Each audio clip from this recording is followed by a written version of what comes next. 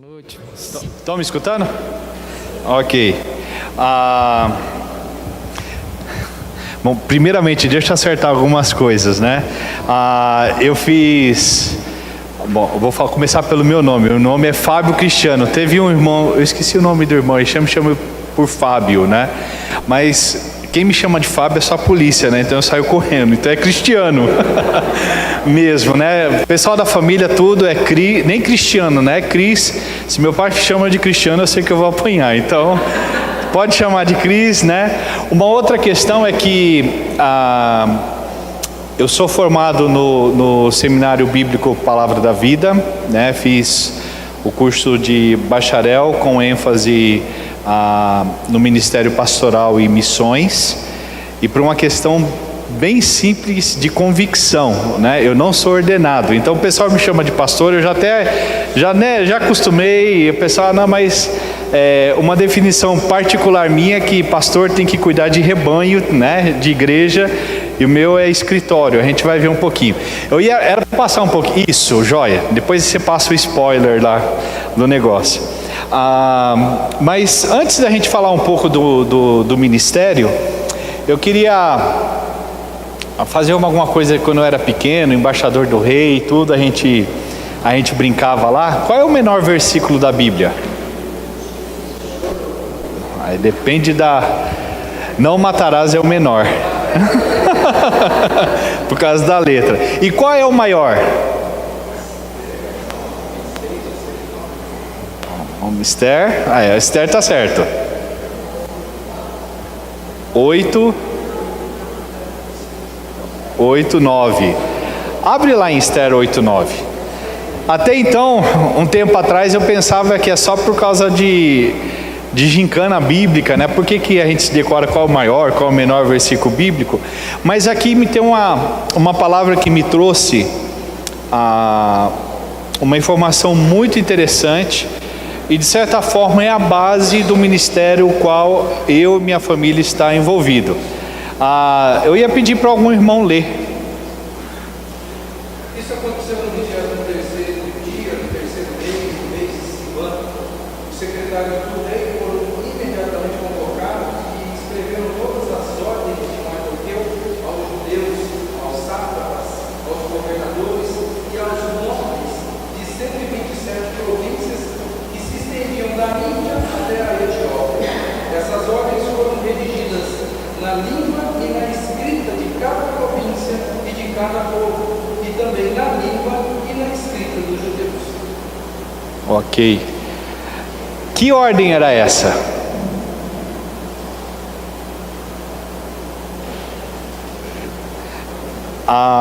Quem sabe a história de Esther, essa ordem que foi dada era a ordem de salvação para o povo judeu, né? O povo estava sendo ameaçado, já tinha marcado o dia D lá, onde o povo ia ser dizimado, e quando Deus, através de Esther, levanta, né, o Mardoqueu para estar trabalhando com essa questão, e ele escreve, e foi praticamente a galope, se você olhar o restante do texto, né, o contexto todo.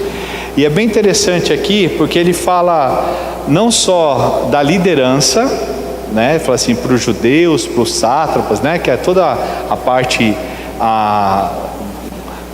né, como se fosse Brasília, né, olhando aqui, né, mas ele fala também uma coisa, as 127 províncias, e ele não escreveu na língua dos Medo e Persa, né, ele escreveu em que língua?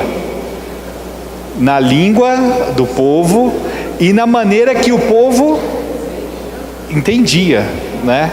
E é justamente uma palavra de salvação que veio, que no dia D lá, o povo de Deus, ele tinha o direito de se defender, né? E se tivesse alguém que não quisesse lutar também, dos que poderiam atacar o povo judeu, estava isento dessa questão, né? E é uma palavra de salvação, né?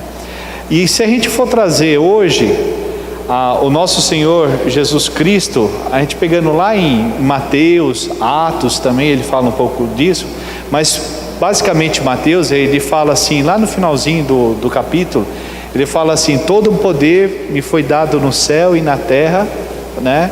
E aí ele dá a grande comissão. Ele passa para nós o bastão de levarmos a palavra de salvação.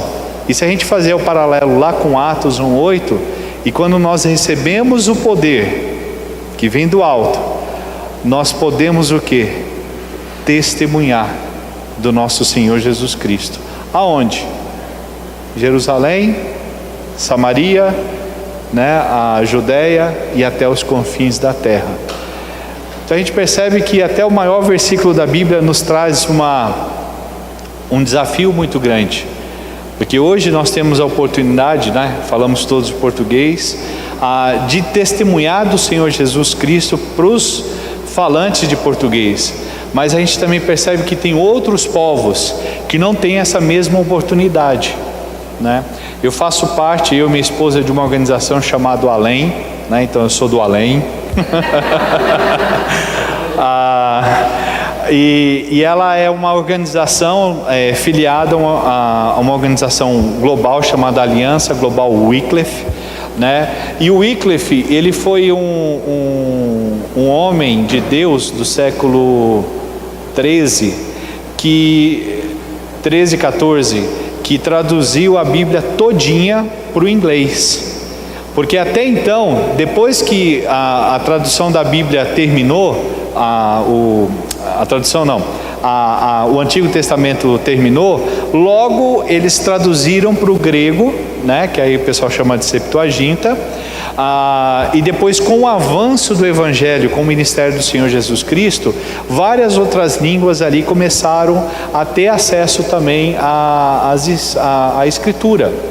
E a gente percebe que, começando assim com o término do Novo Testamento, né, lá para o ano 90 depois de Cristo, até 1500, né, vamos pegar 1500 aí, que é a Reforma, somente 35 línguas mais ou menos tiveram acesso à palavra de Deus na sua própria língua, e esse acesso não era a Bíblia toda não.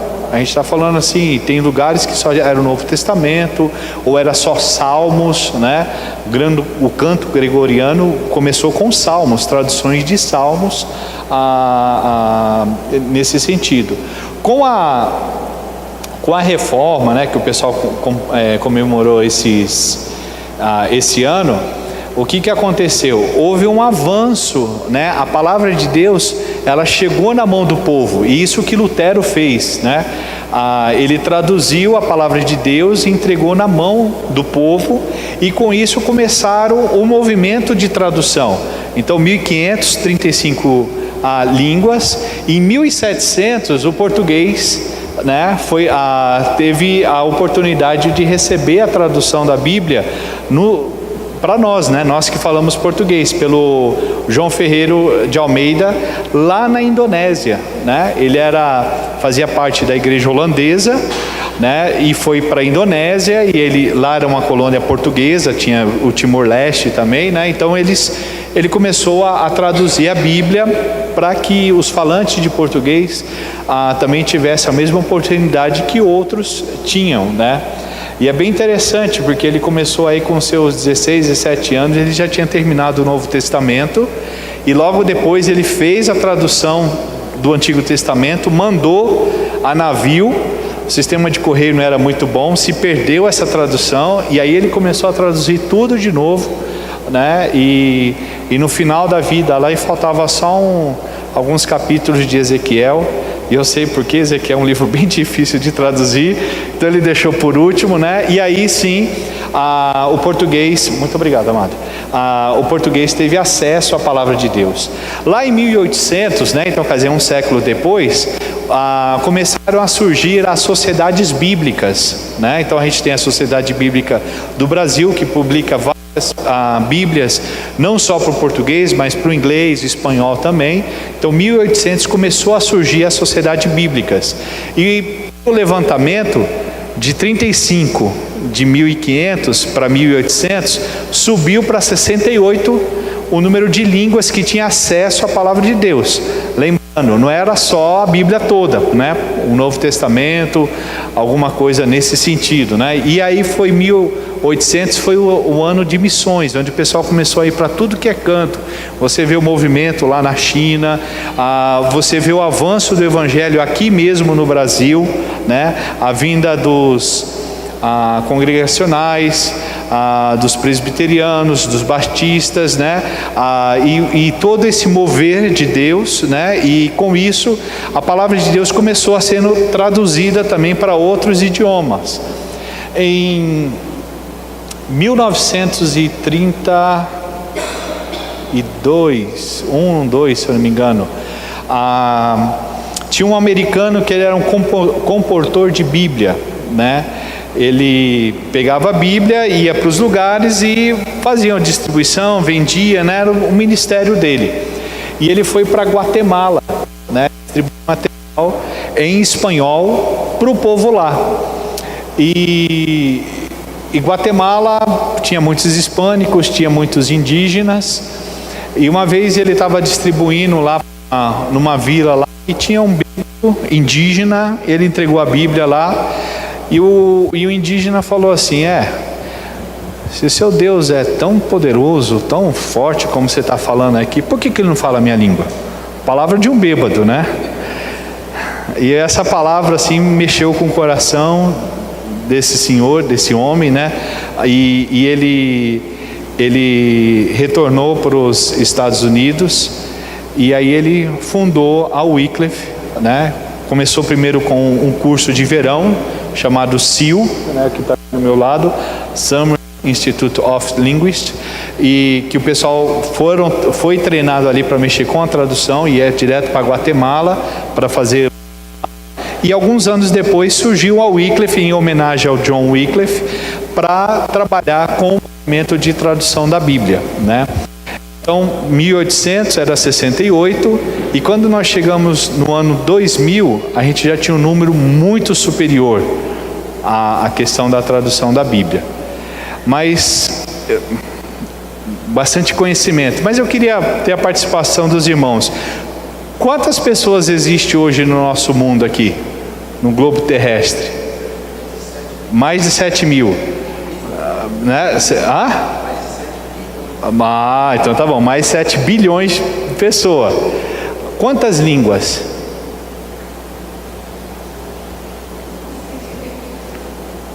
É muita gente. Agora, quantas línguas?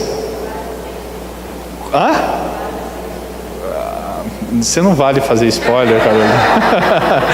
Mas a gente tem aí provavelmente perto dos 7 mil línguas que são faladas no mundo todo, né?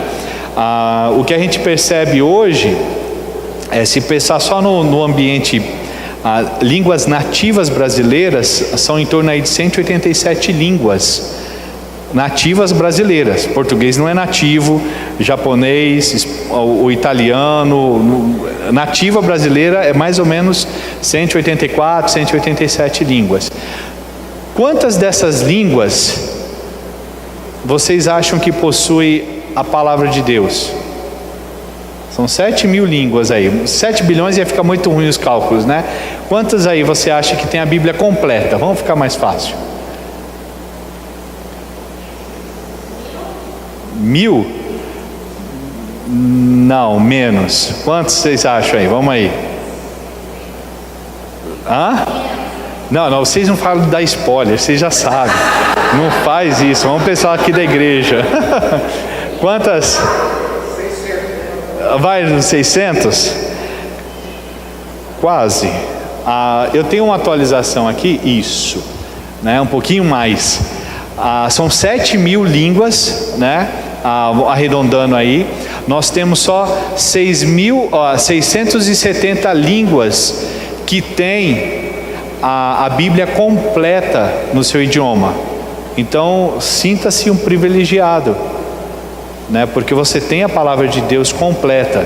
E se a gente for pensar só no nosso português, só de versões aí você tem um monte, né? Você tem a Almeida Revista Atualizada, Almeida Revista Corrigida, a Almeida Fiel, a Almeida do século 21, a nova tradução da Almeida que saiu agora, esses dias atrás, a nova versão na linguagem de hoje, a linguagem de hoje, a NVI, a nova versão transformadora, a Bíblia para Todos, a Bíblia Viva, a Mensagem, está faltando uma que eu esqueci, Bíblia Ecumênica. Agora, se a gente for passar para o lado católico, aí eu tenho a Bíblia de Jerusalém, a Bíblia do Padre... me esqueci qual padre. A Bíblia Ave Maria, e tem a Bíblia do Padre também, que é uma tradução bem antiga, que logo que o João Ferreira de Almeida fez a tradução, os católicos ficaram meio com inveja, e um padre lá também tentou fazer para os católicos, né? E aí a diferença da Bíblia que nós usamos e a Bíblia católica é que os católicos usou a tradução da Vulgata, que eles pegaram escritos apócrifos, né, que eram escritos não canonizados, e inseriram lá para fazer a diferença. Se a gente perceber, antes mesmo da reforma, o que valia era o cânon que nós tínhamos, mas depois, para fazer a grande diferença, eles hipervalorizaram os escritos extras, né? Que você tem Macabeus, né? Aí vai primeira, segunda Macabeus e outros, a Sabedoria, Tobias, Judite, né? Algumas extensões, para falar que eles tinham a Bíblia, como tinha mais livro, e as Bíblias dele estavam certas, a nossa era errada, né? Mas aí quando a gente coloca esses 670, a gente pega todas as línguas, né, que possuem realmente a Bíblia completa. Se a gente vê só línguas que tem o Novo Testamento, são 1521, né? Ou se não perto aí de ter o Novo Testamento finalizado, né? E nós temos aí 1121 que tem porções. Quando eu falo porções, é um livro.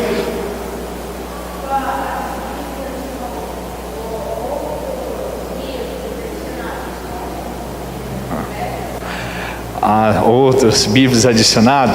Se tem os 66 livros, a gente fala que tem. Se colocar um pouquinho mais, a gente fecha o olho por um pouquinho mais, porque os 66 é o que importa, tá bom?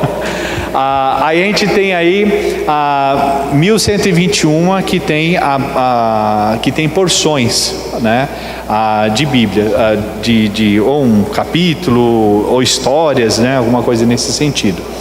E olhando assim, a gente tem, somando tudo isso aí, dá 3.312, né? Então a gente tem aí quase metade, né, das línguas que possuem alguma coisa da Escritura. Nós temos projetos, né, que está envolvido com essas traduções. E é bem interessante, se você subir um pouquinho o print screen, eu acho que deve ter lá a informação. Mas se não for possível, depois eu passo, o endereço já está ali embaixo, né, wycliffe.net.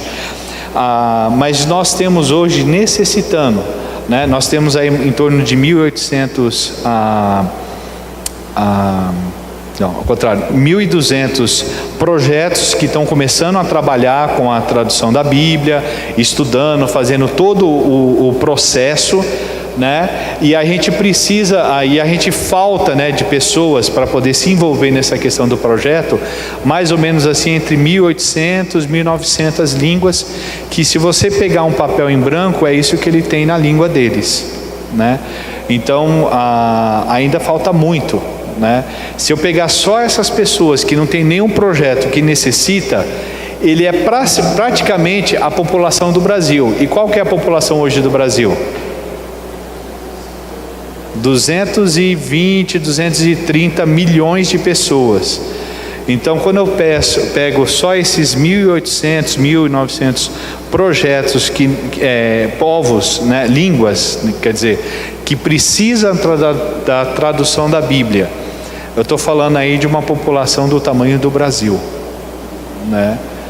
Então, são esses povos que carecem de trabalhadores. E com isso, esse é o universo pelo qual nós estamos envolvidos, né? E eu queria falar um pouquinho agora do nosso ministério, né, em meio a esse turbilhão, Porque quando a gente mexe com a questão da palavra de Deus, eu vou pedir, senão eu vou ficar preocupado aqui, aí vocês avançam. Quando a gente vê essa questão do trabalho de tradução da Bíblia, ele é um trabalho que envolve vários fatores, né? Imagina só, você vai para um povo aonde não existe nada escrito. Então, qual é a primeira coisa que eu tenho que fazer? É aprender a língua. E depois que eu aprendo a língua, eu vou começar a fazer o quê? Vários processos linguísticos para a gente poder começar a escrever essa língua. Então, esse é o processo que os missionários, na maioria das vezes, têm que enfrentar. Então, você vai para um povo onde tem uma língua totalmente estranha. Tem um filme chamado Os Deuses Devem Estar Loucos, de 1980, e lá vai cacetada, né? E você pode assistir no YouTube, que acontece lá na África. E ele fala aquele é uma consoante, né? Então, se você assistir lá, só pega o cara lá, você parece que pulou o negocinho. Não, é uma consoante. Da mesma forma que a gente vê palavras que no português é normal, né? A, E, I, O, U, né? Agora você pega uma outra palavra como né? O que é isso? É o mesmo som? É um som diferente, né? Um som, né? Yahweh, né? Você pega lá atrás, parece que está limpando a garganta, né? Outros que parece beijinho, né? Também é um som. E você tem que escolher tudo isso. Ou pegando o mandarim, que não é só a questão do som, mas o jeito. Então você tem assim, ma. Você tem umas 7 variações que pode ser mãe, rio, pode ser cachorro. Agora eu fico pegando uma pessoa que é fanho, né? Ou se está rouco, o que ele vai conseguir fazer isso, né? Mas e esse é o desafio que a gente tem que fazer. E a partir desse desafio a gente vai estar escutando a língua, vai desenhar e produzir a ortografia. Para quê? Para que a palavra de Deus possa estar acessível para eles.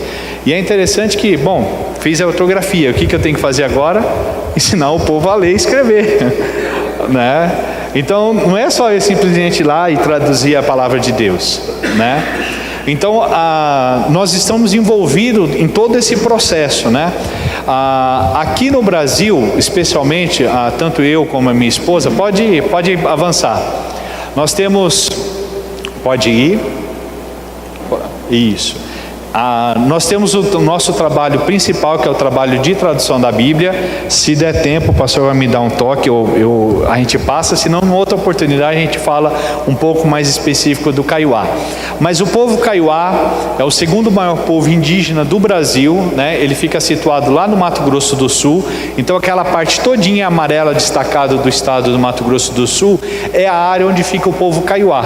Na verdade, o povo Kaiowá era bem maior do que isso, a ponto de estar aqui perto de Presidente Prudente tem uma cidade chamada Kaiowá, né? Provavelmente tinha algum Kaiowá aqui perto, né? Ou alguém que veio do Mato Grosso e quis colocar o nome do povo ali na cidade, né? Pode ir para frente, né? Então o trabalho nosso, quando nós chegamos lá no povo Kaiowá, nós chegamos em 2005 com 2 desafios, né? O primeiro desafio era terminar a tradução do Antigo Testamento, e o segundo desafio era fazer a revisão do Novo Testamento, né? Por que fazer a revisão do Novo Testamento? Porque quando foi feita a tradução, o povo ainda estava no processo de alfabetização. Então a maneira como foi feita a tradução era justamente do jeito que vocês estão fazendo. Você escutando alguém falando, ele fala assim: opa, é assim mesmo que a gente fala. Então a fala e a escrita são coisas distintas. Então, automaticamente, se você não sabe, você fala 2 idiomas: o idioma falado e o idioma escrito. Porque no idioma escrito, você pode ser mais sucinto na sua palavra, você não precisa repetir tantas coisas. Mas no idioma falado, você sempre tem que repetir. Porque se a pessoa perde o fio da meada, aí o que ele está falando? né? Então, o Novo Testamento seguiu muito esse processo, e quando foi feito o Antigo Testamento, o povo já tinha acesso à Escritura, já sabia ler, então já foi trabalhado em cima da escrita. Então hoje eu tenho trabalhado, a minha esposa e mais uma equipe de indígenas Kaiowá, com a revisão, na verdade nem a revisão, acaba sendo uma nova tradução, que a gente está transpondo para o idioma escrito, e também tem algumas coisas. Se você pegar lá em Marcos 2, Marcos 1, né?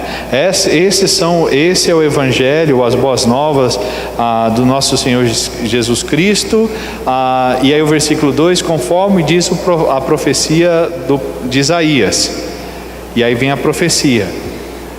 Bom, é fácil para a gente entender, porque Isaías a gente sabe quem é, e Isaías tem um livro. Agora, para um povo que não tem tradição cristã, aí você tem que falar assim, essas são as boas notícias sobre o Senhor Jesus Cristo, e há muito tempo atrás, existiu um homem. Esse homem era um profeta de Deus, né? E esse homem escreveu um livro, né? O nome desse homem era Isaías, e no livro dele estava escrito, aí vem a profecia, né?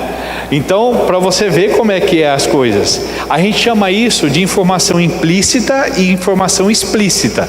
Como a gente está num contexto, né, e a gente conhece, então eu posso suprimir as coisas. Então, e é bem interessante isso. Você está conversando aqui, aí pega uma pessoa que vem de fora e você está falando, mas o que ele está falando mesmo? É por quê? Porque as informações estão implícitas. Aí para essa pessoa você tem que fazer o quê? Você tem que pegar o pinguinho lá que estava tudo certo para a gente e abrir para que a pessoa tenha conhecimento daquela informação, né? Então eu tenho que falar que Jerusalém é uma cidade, eu tenho que falar que Sião é um monte, né? E era bem interessante que uma vez eu fui num lugar que o pessoal pensava que quando fala do Monte Sião e de Jerusalém, estava falando de duas coisas em Salmos, mas estava falando exatamente da mesma coisa, que era sobre a cidade de Jerusalém. Mas por causa da poesia, eles fazem essa distinção. Então até mesmo para a gente, se a gente foge um pouquinho, agora ele está falando do Monte Sião, não, agora ele está falando de Jerusalém. Mas quando você entende a poesia judaica, aí você vai ver que ele está falando da mesma coisa. Então esse é um trabalho que nós temos desenvolvido. Pode caminhar. Pode ir. Isso aí a gente vê, pode mais um pouquinho. Fora essa questão da tradução da Bíblia, a gente também tem desenvolvido com materiais infantis. Então tem 2 livros que a gente acabou traduzindo, que é da Sociedade Bíblica. Uma é Jesus e Eu, e a outra é a Minha Biblinha Querida, né? Então esse é um material que a gente fez também, disponibilizou para o povo. Mas fora essa questão do próprio povo, pode caminhar, do próprio povo Kaiowá, com o qual nós estamos envolvidos, nós temos outras áreas de atuação também. Pode ir, essa parte eu vou falar lá para frente. A gente trabalha com a capacitação de outras etnias, né? Nós temos um programa de treinamento para indígenas que mexe com a tradução da Bíblia, onde a gente dá suporte para esses indígenas para poderem estar caminhando junto com uma equipe de missionários, fazendo a tradução da Bíblia. Para quê? Para que a palavra de Deus seja traduzida de uma maneira mais natural na língua, mais clara na língua, né? E também para que os próprios indígenas se apropriem dessa tradução. Eu vou dar um exemplo. João Ferreira de Almeida era português. Então, quando ele traduziu para o português, ele traduziu dentro da estrutura do português, né? Então, ele traduziu dentro da naturalidade da língua, que a língua portuguesa permite.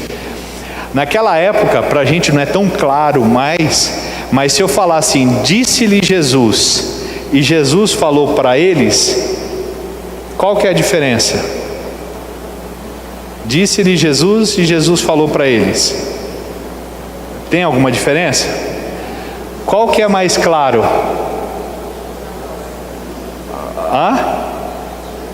Jesus falou para eles. Então a gente tem que trabalhar também, tem que prestar atenção nisso, que a palavra de Deus tem que ser clara, né? Não minimizando a questão da obra do Espírito Santo, mas é uma obra literária e ela tem que ser atraente à leitura. Então se eu falar assim, dar-se-vos-á, dar-te-ei, né? Então a gente tem que começar a trabalhar para que a palavra de Deus, como obra literária, ela também seja, eu não preciso de um dicionário do lado, né? Vai lá, vitupério, enxúndia das ilhargas, né? O que é isso? É português? Né? Concupiscência. Defina a concupiscência. Porque o pecado é a concupiscência dos olhos, concupiscência da carne e a soberba da vida, né? A soberba da vida é mais fácil. Agora, que raio é essa de concupiscência? Né? O que é isso? Né? Eu tenho que ter um dicionário do lado, né? Mas a concupiscência, se quiser olhar no Google depois, mas eu posso dar um spoiler aí, é um desejo desenfreada, né? Desenfreada. É que nem quando você entra no regime, você fala, hoje eu não vou comer nada, e aí a mulher faz aquilo que você mais gosta, né? E aí você fala, eita.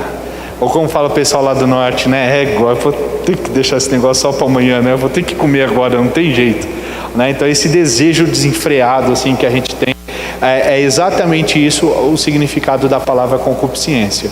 Então a gente fornece esse treinamento para o povo indígena e também capacitação, pode caminhar, capacitação para outros missionários que estão sendo treinados. Então, uma vez por ano eu vou na base da missão que fica lá em Brasília e a gente dá capacitação para que outros missionários que estão sendo preparados para ir para o campo tenham as ferramentas apropriadas para poder trabalhar com esses povos, né? A gente chama ambiente transcultural.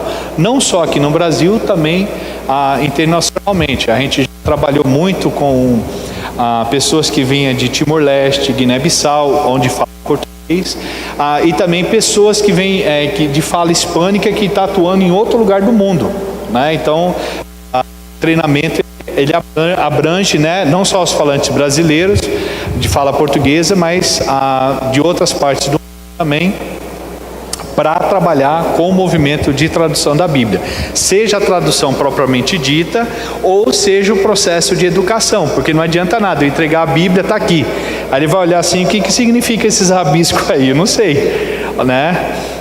O que é esse desenho, né? Uma vez eu vi uma professora lá da missão Além falando, né, que um senhor chamou um funcionário e falou assim, leva essa laranja, esse cesto de laranja lá para o meu vizinho, né? E escreveu uma carta. Aí no meio do caminho ele ficou com fome, chupou a laranja, né?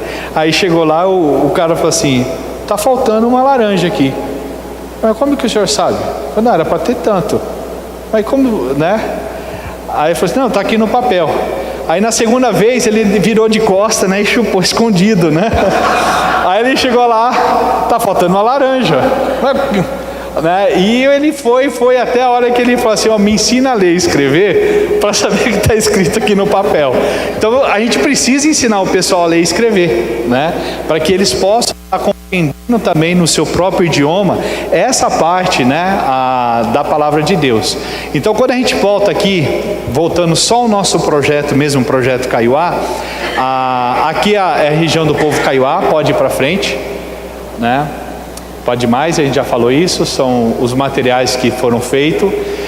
Nós fazemos uma parceria com a missão Kaiowá. Hoje quem coordena a missão Kaiowá é uma missão da Igreja Presbiteriana do Brasil e Presbiteriana Independente. Mas tem várias pessoas de outras denominações que têm cooperado junto com eles, né? É a segunda missão mais antiga que existe aqui no Brasil, que envolvida com o povo indígena, né? Então aqui tem uma congregação, né? Farinha Seca. Esse homem do canto do lado de cá, né? O seu Dorival, ele ajudou com parte da tradução do Antigo Testamento e o Novo Testamento também, e faz parte da nossa equipe. O Kaiowá, apesar que isso já não é mais a realidade deles, porque não dá para ter mais saber, eles têm, a casa dele é dividida em três partes, né? uma casa fechada, que é o que vocês estão vendo, deixa eu ver se dá para ver certo, isso, que é o quarto onde entra a família. Você só entra na casa ali se alguém estiver doente ou se é da família, ou a Carolina quando era pequena que entrava lá, ia e vinha. Aquela parte aberta é a cozinha, né? E o terreirão em volta ali é a sala de estar. Então até mesmo quem é da família, se não vai dormir, não entra na casa, fica ali fora. Então se você vai na casa de um caiuá, eles vão te dar um banquinho, um toco, uma cadeira, e você senta ali fora e vai conversar. Aí se você quiser ir no banheiro, apesar que eu acho que não dá para ver aqui, mas lá no mato, lá no fundinho lá, né, bem do tipo assim, ó, né, antigamente você tinha que ir lá para baixo. Então quando nós chegamos lá, a gente teve que aprender a língua.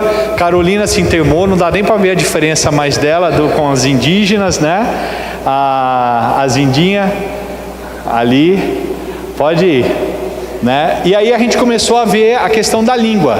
Então eu tenho Mitã é criança, mas se eu quero falar menino, né? Mitã Quimbaê, né? E eu tenho Mitã Cunhá. Então Mitã é o que? Criança. Quimbaê, homem.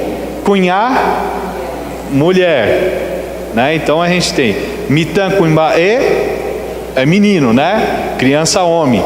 Mitã Cunhá, criança, mulher. Vai mais um. E aí quando eu falo criança no geral, Mitã Quério, né? Então quando eu falo Quério, significa muitos. Pode ir para lá, pode ir. Isso. E aí com isso a gente começou a aprender um monte de coisa. Primeira coisa que eu aprendi, que boi não é boi, é cobra. Então boi, né, é cobra, né? A jiboia, né, é a cobra gi, né? Então você vê um pouco isso. E outras palavras, né? Nhandejare, que é nosso Deus, o nosso dono, que eles colocam. Boraihu, amor. Porarrei, cantar. Marangatu é santo. Guaçu é grande. Mirim, pequeno. Ixi, vocês estão aprendendo, né? E o Y lá é tá quase. Se você estiver constipado lá no banheiro, você faz o som certinho. Você vai lá, esse é o som que tem que fazer. Aí eu tenho Quente, que é um empréstimo, né? Quentequere, povo, nação. Eu tenho Pirá, que é peixe. E eu tenho Anhá, que é demônio. E aí você tem um peixe chamado Piraanhá. Piranha. O que significa piranha? Peixe do demônio, né? Aí você tem uma outra questão, né? Eu tenho um query, né? Anhanguera. Anhanguera é o quê? Isso, é um monte. Então se você tem a rodovia dos demônios. Lá em São Paulo eu tenho Anhangabaú, né? Esse baú é o vale, né? Então é o vale dos demônios, né? Então você vê como é que é o negócio, né? Então se tem um Anhã aí, você, opa, tem alguma coisa aí do demônio, né? E Tecoporã.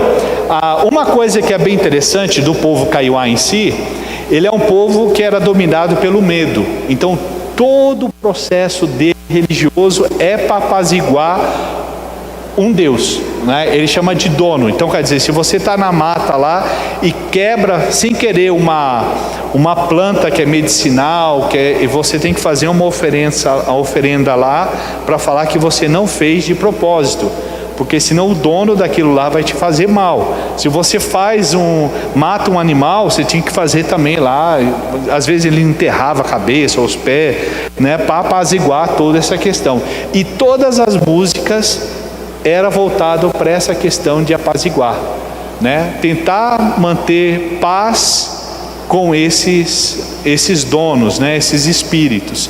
Mas é bem interessante. Não, volta. Mas quando eles tiveram a oportunidade de conhecer o Evangelho, é um povo que gosta de cantar. Eles falam assim: o quê? Nós podemos cantar sem precisar apaziguar? A gente pode cantar agradecendo, né? E aí a gente vê o povo, né, começando a louvar a Deus, sabendo que ele não precisa mais apaziguar. Foi até interessante que uma vez um missionário tentou compor a música no estilo Kaiowá. Aí tanto o pessoal da igreja como o pessoal de fora não aceitou, porque o estilo é o estilo para apaziguar. Falei, mas como é que eu tenho que apaziguar a Deus? Eu tenho que louvar, tenho que bendizer a Deus. Então o Kaiowá acaba não cantando mais música no estilo deles para louvar a Deus, porque é muito forte essa questão de apaziguação. Mas eles produzem música. Mas no começo foi feita algumas músicas. Então tem essa música aqui, ó, Ressunya Nyande Raihupagui, né? Em Jesus Amigo temos, né? Então, Ressunyande Raihupagui, we kove vai que nyane angai paprepura. E aí eles vão, né? Eles ficam cantando. Então quando tem um culto assim do louvor, ele fala assim, quem quer ter a oportunidade, pode mudar, e aí um levanta e fala assim, não, eu quero cantar esse hino aqui. Então ele fala assim, Tupancheru Shemando Aramo Derehe Hanerembiapokwe. Aí termina de cantar, vem o outro, levanta e vai, pode mudar, e canta uma outra música, né? Cheru Tu visha shere haiu tauru ombo shero vasangwan. E aí vai, e um canta e outro canta. E quando todo mundo para de cantar, aí vem a equipe de louvor e canta todas as músicas de novo. Né? Então é um povo que gosta muito de cantar, né? É um povo que gosta de louvar e de bendizer ao Senhor, né? E quando nós chegamos lá em 2005, foi essa senhorinha aqui, toda torta, né? Praticamente ela tinha só um osso na coluna, porque houve encavalamento de tanto trabalhar. Ela chegou no final da década de 50 lá em Dourados, para fazer todo aquele processo que a gente conversou no início, de escutar, desenhar a língua. Então aqueles símbolos lá todinho foi ela que desenvolveu, né? O significado o povo já sabia, então ela só fez de maneira gráfica. E o seu Salvador, né? É um indígena que hoje está com 60 anos, ele e a família dele. E quando ele aceitou o Senhor Jesus Cristo, há mais ou menos uns 30 anos atrás, ele simplesmente se dedicou aos pés do Senhor. E quando ele ficou sabendo da possibilidade de trabalhar com a tradução da Bíblia, ele entrou de cabeça, né? E está até hoje trabalhando com a gente nesse sentido, né? Muitas pessoas falam lá, você é bobo traduzindo, e ele sempre fala, o importante é que o meu povo possa ter a palavra de Deus. Eu tenho uma palavra dele lá na frente que a gente vai caminhar, pode andar mais um pouquinho, né? Então nós chegamos em 2005, no finalzinho de 2005 a dona Lorena voltou para os Estados Unidos. A outra senhora que está lá em cima faz parte da equipe, ela e o esposo dela, que faleceu em 99 de câncer. Eles vieram também próximo no começo da década de 60 para compor a equipe. Então o esposo, que era John, da dona Audrey, e a dona Lorena mexia com a parte de tradução, e a dona Audrey trabalhava com material de educação para o povo Kaiowá, né? Pode ir? Então aí nós temos aí algumas atividades, Carolina sempre lá no meio da turma, culto de quarta-feira. Uma coisa que eu achei fantástico nos cultos de quarta-feira é que o pessoal tem costume simplesmente de dar coisa para indígena, né? E lá eles faziam troca. Você vinha, tinha um momento de estudo, aí o pessoal entregava material e ensinava a fazer bordado, costura, fazer tapetinho, né? Então eles faziam essas trocas. Então a produção das mulheres aí trocavam com material que tinha de doação, né? E também pode ir, né? A igreja que a gente frequentou bastante tempo, né? A igreja evangélica Kaiowá, lá no finalzinho, lá no Bororó, pode caminhar. E o nosso trabalho, né? a aldeia Kaiowá fica muito perto da minha casa, né?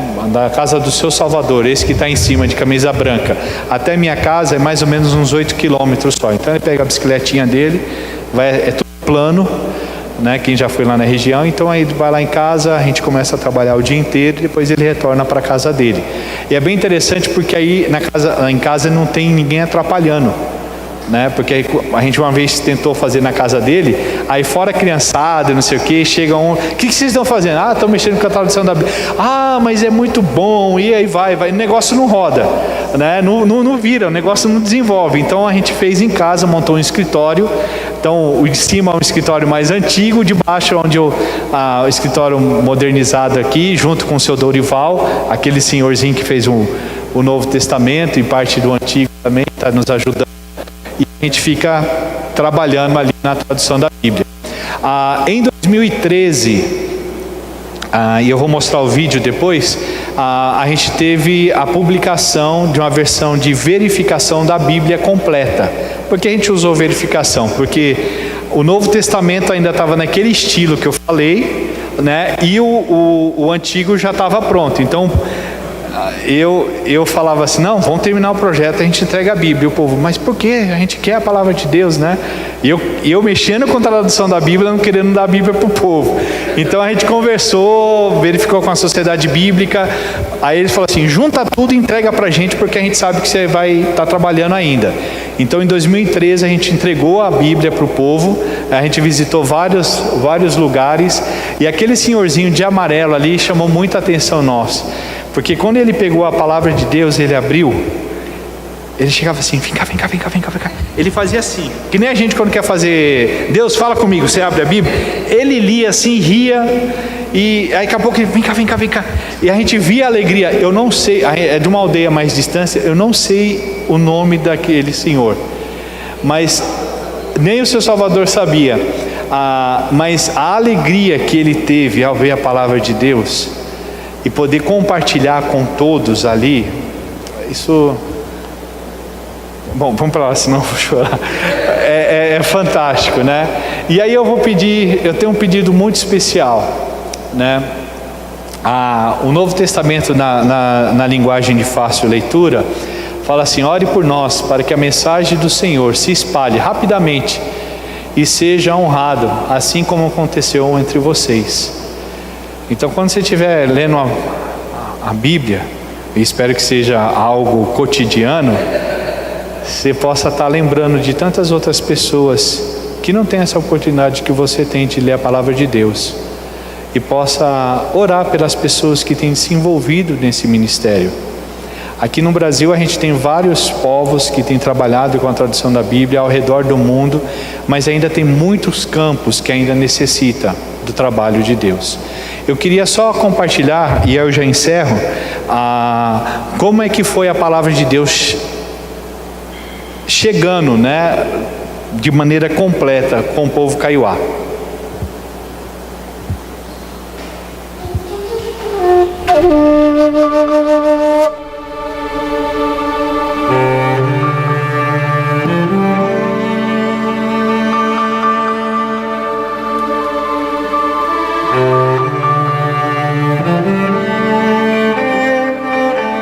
Entonces, ipoa jajapora mu ndejari ni nyambuhasara mu nani epo jai kwa pona we petei tente o mbuhasara mu ni epo ndejari ni oi kwa pona we ndejari ni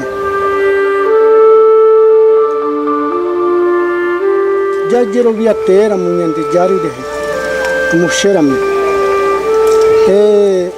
inteiro checante queri o xereca ponando hanwa ba esse pai catu hanwa queri ave o jerovia hanwa de jari o chevo ite cotewe a chau caixo queri se jerovia de jari a chenda a chau caira mo chupe queri a jerovia te have ni checante queri ave do jerovia mo tu paopo o munye eva yende jarinye tarainye ep oi entendeva oi não entende ponai Guarani pro monhe eva o peixe aí, o entendeu, o não entende por aí.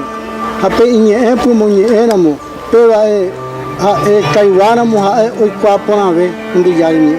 A pearo pi sapu are o pau o mumbare teve isso que.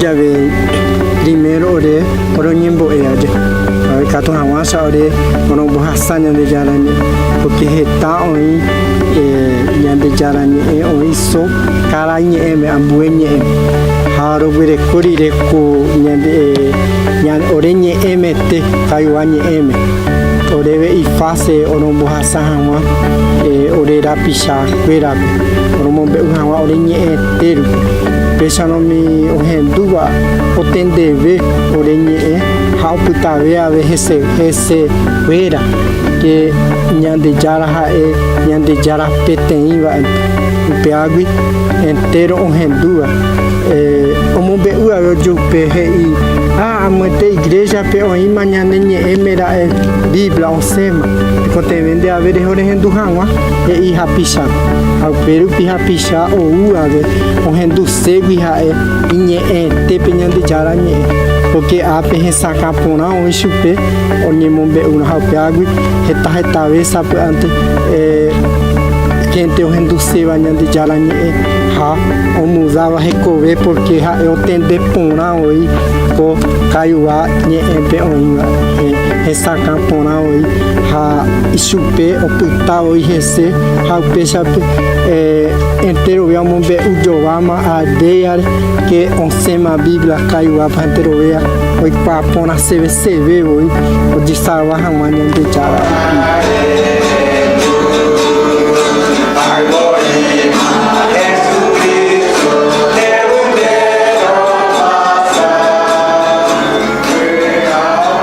quando ele escuta a mensagem no seu próprio idioma, é como se ele estivesse sentado na frente de uma televisão LCD 3D e vendo as imagens saltar, as cores fluir, e ele fala: uau, Deus é assim, só Ele pode me dar liberdade, só Ele pode me dar salvação. People think, oh yes, the Kaiwa, for example, they can speak Portuguese quite well. But you know, there are lots of very intimate things that they never use Portuguese for. And so they don't have vocabulary and they don't feel it. And so we've noticed that only when they really hear it in their own language do they realize what God has done for them and what Jesus has done for them. And it really makes sense to them, and then they begin to live their lives that way. And so it's made a tremendous difference, and now they've got the whole Bible.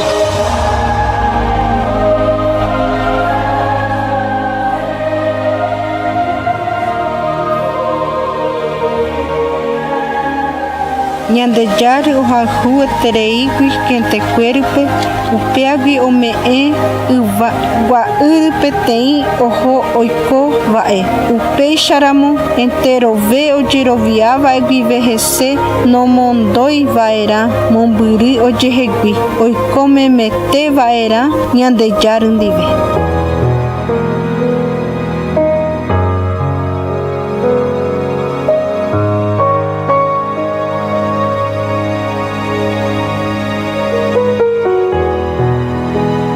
Você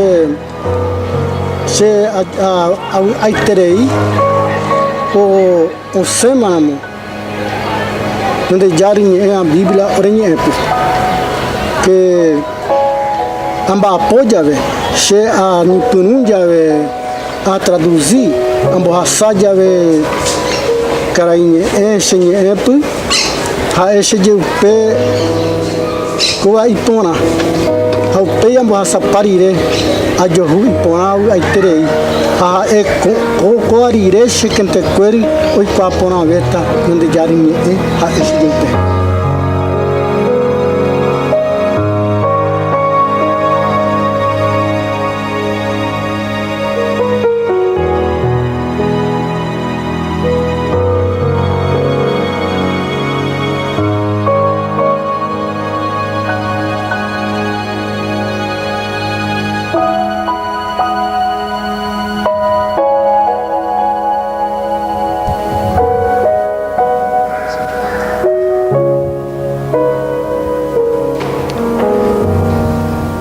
o seu Salvador falou, recebereis o poder, e a gente vai poder ser testemunha. E ele sempre falava, quando vinha uma pessoa, ele tinha que mostrar a fé que ele tinha no Senhor Jesus Cristo, né? Foi uma das falas que ele teve. E uma outra que ele falou, ele falou assim, depois que eu li no meu idioma, eu achei bom para mim, e eu sei que vai ser bom para o meu povo também. E esse é o trabalho que a gente desenvolve entre os Kaiowás, e também a gente apoia outros em outras línguas, também para que possam ter essa mesma oportunidade que o seu Salvador e o povo Kaiowá teve, de poder pegar a palavra de Deus na sua mão e poder falar assim, fala Senhor, fala que o teu servo te escuta, e eu sei que o Senhor é poderoso e pode falar no meu idioma. Amém. Pena que só tem você aqui. Pena, né, irmão? Pena. Isso aqui era para todo mundo ver, ouvir, para todo mundo valorizar o que tem na mão, que a gente já ganhou de graça. Ninguém de nós aqui teve que sofrer para ter o que a gente tem, e que, na verdade, às vezes a gente até despreza. Infelizmente, às vezes a gente até despreza e não consegue enxergar quantas pessoas dariam tudo para ter o que nós temos e às vezes desprezamos. Vamos orar pelo Cris. Vamos pedir a Deus para Deus continuar abençoando a vida dele, da sua família, e levando adiante esse projeto, né? Porque eu sei que é um projeto que, pelo que dá para você perceber, é um projeto que é muito a longo prazo, né? Porque depois dos Kaiowá, eu tenho certeza que quando terminar, isso, mais ou menos isso, caiu B, caiu C, caiu D, caiu E, o F, porque nunca vai parar. É claro que a gente tem aquela expectativa de que um dia todos conhecerão, é claro, mas é muito serviço pela frente. Vamos orar. Senhor, é muito bom perceber que o Senhor é um Deus que de uma forma muito particular, o Senhor nos guia, o Senhor nos chama, o Senhor nos capacita, o Senhor nos direciona, cada qual para um trabalho diferente, uma maneira, Senhor, de fazer com que o reino do Senhor seja pregado a todas as pessoas, para que o Senhor seja conhecido de todas as pessoas neste planeta. Nós te agradecemos, porque o Senhor tem chamado pessoas e o Senhor tem capacitado essas pessoas para que o teu evangelho vá adiante. E agora eu quero colocar mais uma vez a vida e a família do Cris diante do teu altar, que em nome de Jesus eles continuem cientes de que o Senhor é o dono da obra, dono da vida deles, e que o Senhor fará tudo o que eles precisam para eles continuarem esse grande e belo projeto, e que em nome de Jesus os próximos passos que o Senhor esteja também orientando, capacitando, direcionando, para que eles tenham a convicção plena de que continuam, Senhor, realizando a obra do Senhor, debaixo da tua autoridade, debaixo do teu poder, sendo sustentados e capacitados por ti. Eu te louvo muito por esse momento especial que nós aqui, pelo menos parte da tua igreja aqui, pôde viver, e que em nome de Jesus o Senhor possa mostrar para o nosso coração, para que nós valorizemos mais aquilo que nós temos, Senhor, aquilo que nós ganhamos de graça, aquilo que não nos custou muito, que em nome de Jesus nós possamos valorizar a Bíblia que temos na nossa casa, que possamos, Senhor, não só lê-la, mas que possamos, Senhor, ter intimidade com essas palavras, palavras que mudam e transformam a nossa vida. Continua derramando sobre nós as tuas graças, as tuas misericórdias, e que assim seja também na vida do Cris e no ministério dele, e com toda a sua família lá em Dourados e por onde quer que ele for. Pedimos isso e agradecemos em nome de Jesus. Amém. Amém, meu querido. Deus abençoe. Eu que agradeço.